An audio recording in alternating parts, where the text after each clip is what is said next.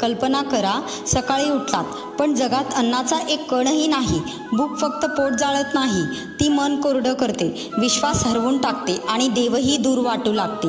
एकदा भगवान शिव आणि माता पार्वती ह्यांच्यात संवाद सुरू होता. शिव म्हणाले, हे संपूर्ण विश्व मायेचं जाळ आहे. इथलं प्रत्येक भौतिक सुख माया आहे, अन्नसुद्धा माया आहे. हे ऐकून पार्वती गहिवरल्या. त्यांच्या मनात एक विचार चमकून गेला, जर मीच माया असेन तर माझ्याशिवाय हे जग कसं असेल. आणि त्या क्षणी जणू निसर्गाने श्वास घेणंच थांबवलं.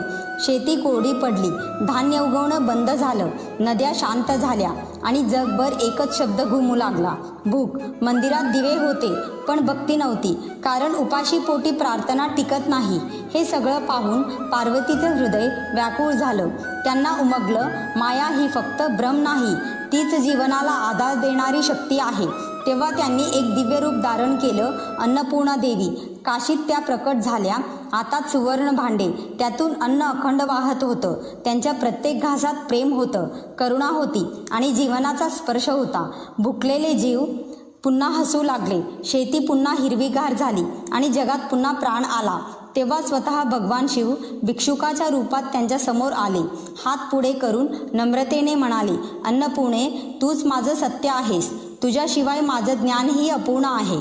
अध्यात्म आत्म्याला पोचतं पण शरीराला अन्न लागतं, म्हणून अन्नाचा आदर करा, कारण जिथे अन्नाचा पूजन होतं तिथेच खरी समृद्धी आणि शांती नांदते.